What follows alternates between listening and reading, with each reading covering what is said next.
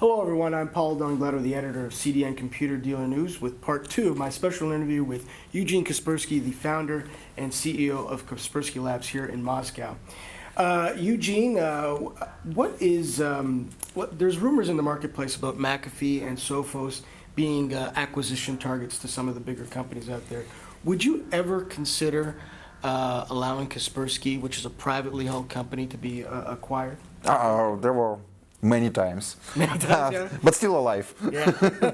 And well, actually, still we are a privately owned company, and we don't have any investment. We have a very good financial health, and we generate profit. So we managed to build it from zero. Well, actually, in the past, when we started, there was no such a thing as an investment into Russian IT companies. Yes. So, survive, win or die. That's it. That's so right. we managed to build, we managed to run this profitable business from the very beginning. So they just help us. This knowledge helps us now, even in times of financial crisis, to grow, keep growing, Sure. and to generate cash.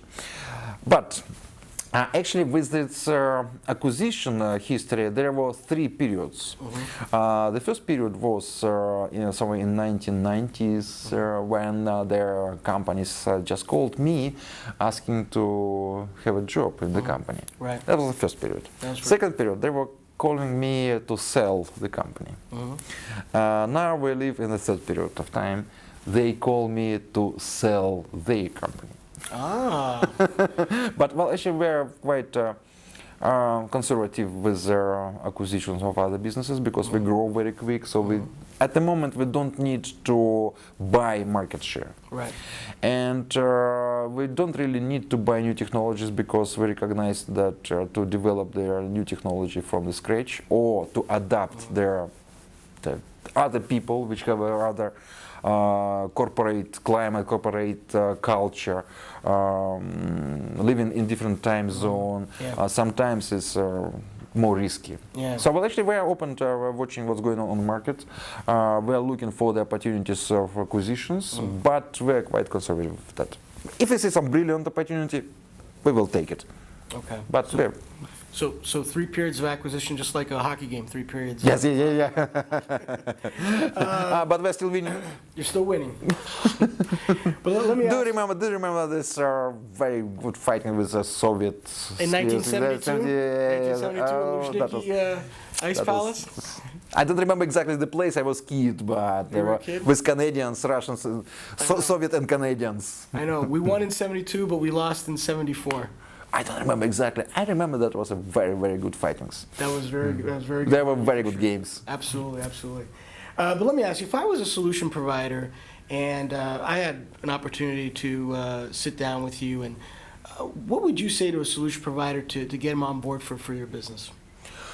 Oh, well, I'm not a salesperson, actually. I'm an expert, and I can explain the risks their service provider or enterprise or individual is facing in the internet.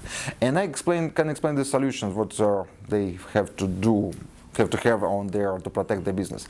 But actually, for their solution providers, they have 2 risks.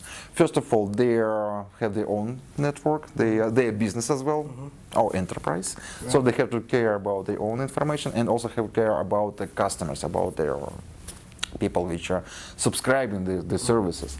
So, well, actually that depends on the audience. If they sell to consumers or if they sell to SMBs, that's a bit different solution because that's a bit different markets. In short, it's like that. Yeah, okay. In the channel, there's a lot of margin decline with security software. Where is Kaspersky's margins at today? I don't know. You don't know? I don't know exactly what you're interested in about Canadian market. I think mostly. Just in general. In general, it's about 4%, but in different regions, we're a small company. We just have 4% of market share, and well, in different regions we have a very different shares. For example, in Russia, we're a Russian company, so we started in Russia, and we have about 50% of market share both in consumer and enterprise.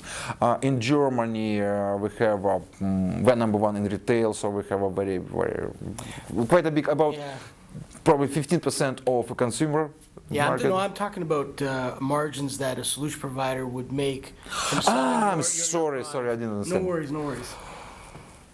I don't really know. So actually, I'm not sure I can answer this question because it's quite. You better talk to our sales guys. Okay, I'm sorry.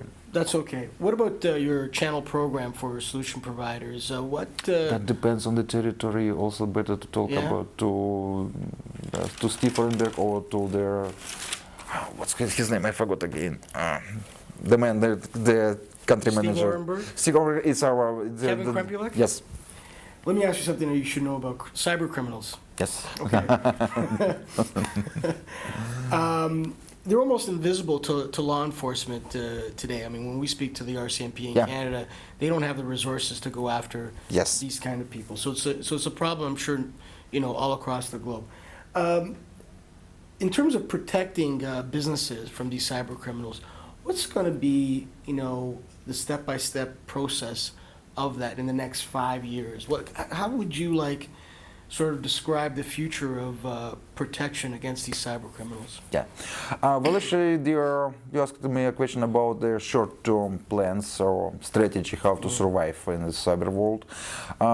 But there is also the long terms. Well, actually, if I talk about long terms, I think that all the internet design have to be changed to be Yeah. more secure because the internet was designed back in 1970s. Yeah. There was prototypes of the networks. If you remember the name ARPANET, for example. ARPANET, yeah, absolutely, sure. So these networks were just for scientists and military. Yeah. So that was there were networks were just for the very limited group of people, Right. and they didn't need to have too much of security because that was just military scientists.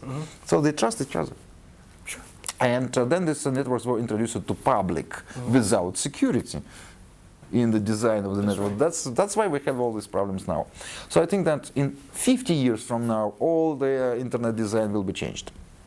If I talk about 5 years, what to do in this short period of time, I think their major thing to do and their most effective things is Internet Interpol. Because now cyber police departments, they are disconnected.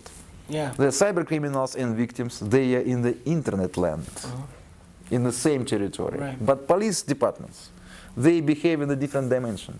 They behave in a regional dimension. So first to do, I think, if we have an Internet Interpol, the international organization to coordinate police departments in different countries, and the organization which behaves, which works with the speed of internet without all this bureaucracy, Yeah.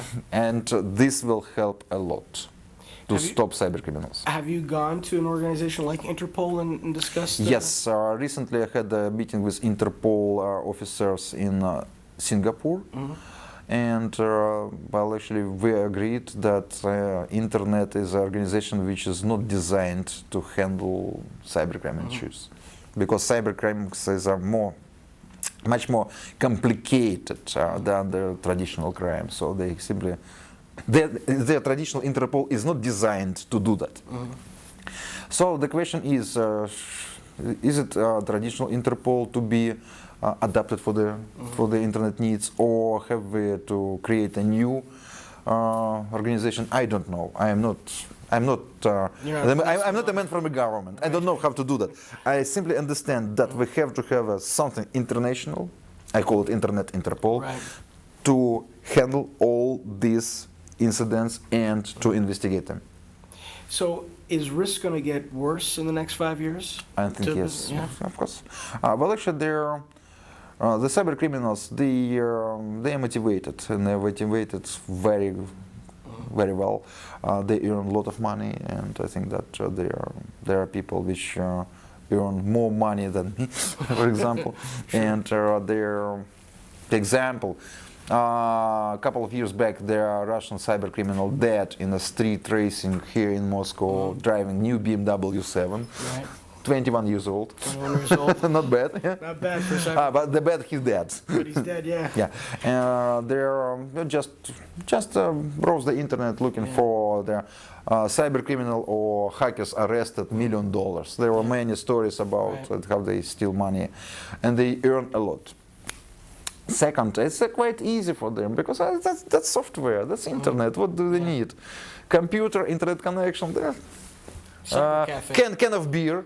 Yeah, That's I it. know. That's it. That's all you need, yeah. Yeah, and third, it's a very low risk business. We just discussed that. Yeah. The police is not so, cyber police is not so effective against cyber criminals. So, a lot of money, easy to do, low risk. So there are more and more cyber criminals coming, especially from emerging markets, from emerging countries, from Russian-speaking countries. It's not just Russia; it's also Ukraine, Baltic countries, New York. There's some criminals in New York, yeah. The Russian-speaking criminals. Yeah, of course, exactly. From Latin America, Yeah. from China, from everywhere. When they talk about cheap notebooks for Africans, for African countries, That's right, yeah. that makes me a bit nervous. Yeah, especially if they're going to Yes, Nigeria. exactly. So, well, actually, the situation is quite pessimistic. That cyber criminals, they are on the rise. It's almost nothing to stop them, and the damage from cybercrime is also increasing year by year. Okay. Well, there you have it, folks, from Eugene Kaspersky, the founder and CEO of Kaspersky Labs here in Moscow. Thanks for watching. I'm Paul Donibledo from CDN Computer Dealer News.